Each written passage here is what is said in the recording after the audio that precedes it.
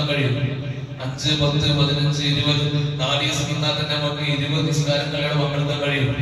ഹജ്ജിന് പോയാൽ അങ്ങനെയല്ല.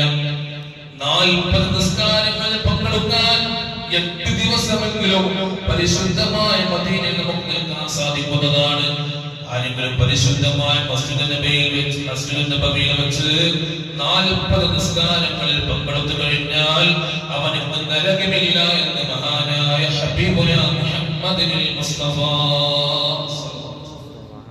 മൻ സല്ല ഫീ മസ്ജിദി, എന്റെ ഈ പരിശുദ്ധമായ മസ്ജിദ് നബവിയിൽ വെച്ച് വല്ലവൻ നിസ്കരിച്ചാൽ 40 സ്വലാത്ത് 40 നിസ്കാരങ്ങൾ നിസ്കരിച്ചാൽ ഫർളായ 40 നിസ്കാരങ്ങൾ നിസ്കരിച്ചാൽ ലാ യഫൂതുഹു സ്വലാത്തു, ഒരൊറ്റ നിസ്കാരം നഷ്ടപ്പെട്ടു പോകരുത്.